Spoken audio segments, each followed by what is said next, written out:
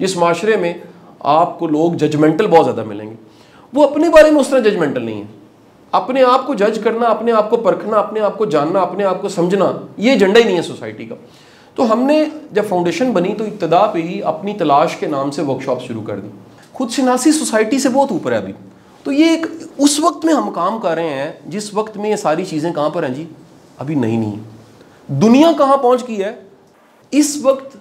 NASA जो दुनिया का सबसे सेंसिटिव इदारा, क्योंकि उसके ज़रिए स्पेस में जाया जाता है और सारे जितने बड़े बड़े बिलियंस डॉलर्स के प्रोजेक्ट्स हैं वहाँ से होते हैं, वो अपने बंदों की भर्ती भी किसके ज़रिए करते हैं, MBTI के ज़रिए करते हैं। डॉक्टर साहब बता रहे थे कि जो क्रिकेट टीम्स हैं दुनिया की, उनको टाइप्स समझी जाती हैं, पढ़ाई जाती हैं, फिर उस तरह से काम लिए जाते हैं। माइक्रोसॉफ्ट और बड़े बड़े इदारे वो बंदा वो रखते हैं जो उनको चाहिए। हमारा यहाँ मसला होता है, हम टीचर्स भर्ती कर लेते हैं गवर्नमेंट स्कूलों से, कॉलेजों से, यूनिवर्सिटियों से पढ़े हुए हैं, 80% को पढ़ाने नहीं आता, उनकी टाइप ही नहीं है टीचर। मैं जब डॉक्टर साहब से मिला तो डॉक्टर साहब ने मेरी टाइप देख के बताया, मेरी ENFJ है। तो डॉक्टर साहब ने कहा शाह साहब आप लकी हैं, आपकी जो नेचर अल्लाह ने बनाई थी उसका नर्चर हो गया, इसीलिए आप नेशनल या इंटरनेशनल फेम के टीचर बन गए हैं। यानी मैं अगर इसके अलावा कुछ होता, मेरी स्टोरी से जो वाकई मैं इंजीनियर होता, मैं नाकाम होता, इंजीनियरिंग हो जानी थी, लेकिन मैंने नाकाम इंजीनियर होना था। सिविल सर्वेंट होता तो उधर भी कोई अच्छे परफॉर्मेंस मैं नहीं कर सकता। तो अल्लाह ताला ने जिस तरफ लेके जाना है, अगर आप वो, मैं हमेशा कहता हूँ बाहर की सुनते हैं, अगर हम अपने अंदर की सुननी शुरू कर दें, अंदर से आवाज़ आती है, ये मैं आपको कंफर्म बता दूँ। ये हमें लगता है बाहर से आवाज़ें आती हैं, अंदर से बिल्कुल क्लियर आवाज़ आती है, ये काम तुम्हारा नहीं, ये काम तुम नहीं कर सकते। हमारे बस जुर्रत की कमी होती है, हमें जुर्रत नहीं होती, हम गलत बस में बैठ जाते हैं और आधे रास्ते में पता लगता है गलत बस है, लेकिन हमें ये जुर्रत नहीं होती कि उठ के खड़े होके कहेंगे रोको रोको रोको, ये मेरी बस नहीं। हम कहते हैं सारे क्या कहेंगे।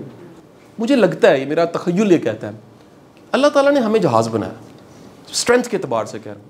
और जस्ट इमेजिन कीजिए जो लोग जहाज़ में बैठे हैं, जहाज़ का एक फंक्शन टैक्सी करना भी है। यानी वो निकलता है, अच्छा शुरू में वो खुद पीछे हो के रनवे तक नहीं जा सकता, उसको एक छोटी सी व्हीकल चाहिए होती है जो बड़ी पावरफुल व्हीकल होती है। डॉक्टर साहब उसके पता नहीं कितने हार्स पावर की एनर्जी उसमें होती है, जिसकी वजह से वो जहाज़ को घसीटते हुए रनवे तक ले जाती है। उसके बाद जहाज़ क्या करता है, वो टैक्सी करनी शुरू करता है, फिर वो रनवे पे भागता है और फिर वो फ्लाई करता है। अच्छा क्या अजब हो कि जो जहाज़ है वो उड़े ना। जहाज़ एयरपोर्ट से निकले, कैंट से होते होते, इशारों में से गुजरते गुजरते जो है हमारा पुल शेरपाव ब्रिज से नीचे उतरे, जेल रोड पे आ जाए, मैकडोनल्ड से घूमते घूमते इस वर्कशॉप में आके बैठ जाए। Just imagine. मुझे लगता ये है कि हमारा पोटेंशियल जहाज़ का होता है और हम सारी ज़िंदगी उस जहाज़ के ज़रिए टैक्सी करते रहते हैं, और नतीजा क्या होता है, हम कभी फ्लाई करते ही नहीं। जहाज़ की असल स्ट्रेंथ जो है वो फ्लाइट है, और इसी को स्ट्रेंथन किया रूमी ने कि अल्लाह ने तुम्हें रेंगने के लिए पैदा नहीं किया, तुम्हें उड़ने के लिए पैदा किया। यानी तुम्हारा जुर्म ये है तुम रेंग रहे हो, और तुम्हारी स्ट्रेंथ ये है कि तुमने फ्लाई करना है। और अगर फ्लाई करना है तो रेंगना छोड़ना पड़ेगा। रेंगते रहोगे तो फिर क्या होगा, फ्लाई नहीं कर सकोगे। सो अपने आप को अंडर यूटिलाइज करना, सर ये भी जुर्म है। आप मरने लगेंगे ना तो उस वक्त ये दुख नहीं होगा पैसे कितने इकट्ठे किए हैं, कम किए हैं, ज़्यादा किए हैं। ये दुख ज़रूर होगा कि यार मैं कर ज़्यादा सकता था, मैंने उतना किया नहीं। मुझे बड़े लोग कहते हैं शाह साहब आप आम बंदों से ज़्यादा काम करते हैं, क्यों करते हैं? मैं कहता हूँ यार मैं उस वक्त ये दुख बर्दाश्त नहीं कर सकता। जाना तो है दुनिया से, लेकिन जब जाने लगेंगे ना तो कम अज़ कम ईमानदारी के साथ अपने साथ और अपने रब के साथ ये बात बंदा कर सके कि या बारी ताला ये जितनी ज़िंदगी मिली थी, इसमें जितने दिन थे, इसमें जितने घंटे थे, इसमें जितना वक्त था, मैं जितना इस्तेमाल कर सकता था भरपूर मैंने किया ज़रूर। एनर्जी, वसाइल, टाइम, लोग, रिसोर्सेज, PR, उसको मैंने अंडर यूटिलाइज नहीं रखा, उसको मैंने फुल पावर पे यूज़ किया, क्योंकि ये तेरा हुक्म था कि मैंने तुझे ज़िंदगी दी है, ये इनाम है। इस ज़िंदगी को इस्तेमाल करके गए, ये ज़िंदगी गुजारी नहीं है, ये सिर्फ गुजर नहीं गई बल्कि इसको भरपूर इस्तेमाल किया। सो ये आज जो खुद शनासी का सेशन है, इसमें अपने इर्द गिर्द के लोगों की टाइप्स को भी स्टडी कीजिए। आपके जहन में कोई ना कोई आ जाएगा। जो मैरिड है उनके जहन में मेरा ख्याल है सबसे ज़्यादा अच्छा रिलेशन कपल का अपनी वाइफ के साथ, आपका वाइफ का हस्बैंड के साथ होता है। आप कम अज़ कम अपनी वाइफ की, अपनी लाइफ पार्टनर की टाइप ज़रूर निकालिए, उससे आपको पता लगेगा यार ये हमारे क्लैश क्यों हैं। बात समझे कि नहीं समझे? आपके क्लैशेस की वजह क्या है? ठीक है, फ़र्ज़ करें वाइफ इंट्रोवर्ट है, इंट्रोवर्जन जिसे कहते हैं डॉक्टर साहब, और आप एक्सट्रोवर्ट है। वो चुप की मार खा रही है, आप बोलने की खा रहे हैं। आप कहते हैं बोलती नहीं है, वो कहना बोल ही जाता है। मेरी तरह आप मैं जे हूँ, बेगम पी है। जे वाले वेल प्लान होते हैं, अच्छा पी वालों क्या होता है, वेख लेने हैं, हो जाता है, कर देंगे, अल्लाह मालक है, अच्छा, मैं कहता हूँ अल्लाह मालिक है, उससे पहले हम मालिक हैं उसने हमें मलकियत दी है। कईयों की शादी होने वाली होगी, प्लीज़ खुदा के लिए अपने होने वाली जिस हस्बैंड और वाइफ की टाइप का पता होना चाहिए। काश कि ये शऊर है।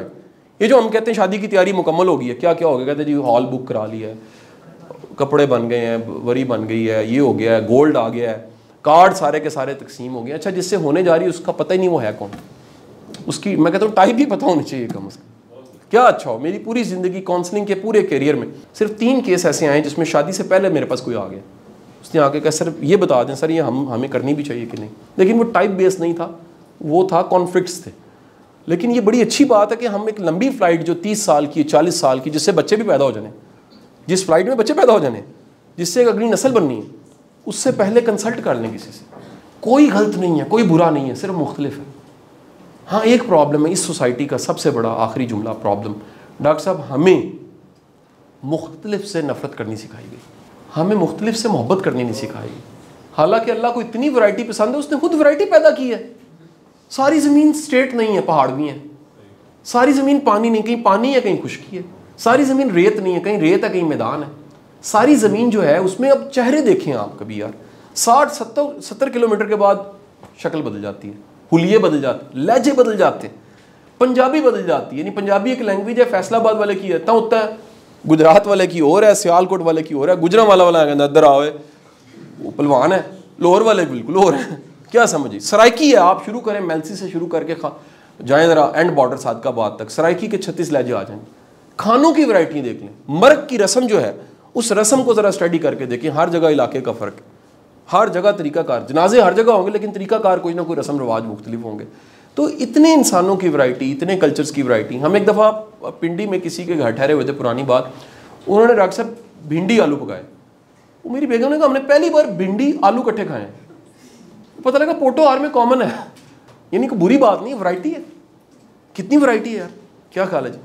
कहीं गोश्त नहीं खाते, कहीं खाते हैं, कहीं पूरा सालम बकरा रख के खाते हैं, कोई सामने रख के सारे ऐसे करके खाते हैं, कोई लदा लेके बैठ के खाते हैं, कोई चमचे से खाते हैं, कोई हाथ से खाते हैं। वैरायटी है। वैरायटी से नफरत नहीं करनी चाहिए, इंसानों से प्यार करना चाहिए। ये सब हैं, वासिफ साहब का जुमला, सब सलामत तो हम सलामत। इसमें से कुछ माइनस कर दीजिए। एक 25 तारीख साल की आती है दिसंबर की, वो जो सफाई करते हैं ना वो माइनस हो जाते हैं, 2 दिन की छुट्टी मांगते हैं। लग पता जाता है पूरे शहर को, घर को, निज़ाम को, दफ्तरों को। यकीन करें इतना बड़ा चैलेंज होता है। हम कहते हैं जी वो नहीं इंपॉर्टेंट, वो है, ये कमरे में छोटी सी छिपकली है। यकीन करें इतनी मुफीद चीज़ है। हम तो मार के भगा देते हैं, चलें जी, बुरी भी लगती है, कईयों को डर भी लगता है। सर ये उस मच्छर को भी खाती है जो आपको भी नहीं दिख रहा, ये उस गुत्ती को खा जाती है। ये कॉकरोच जो है आप नहीं समझ रहे, ये भी अपनी जगह बड़ा अहम है। अल्लाह की कायनात में जो जो कुछ है उसकी कोई ना कोई अहमियत ज़रूर है। तो मेरी आप सबके लिए दुआएं हैं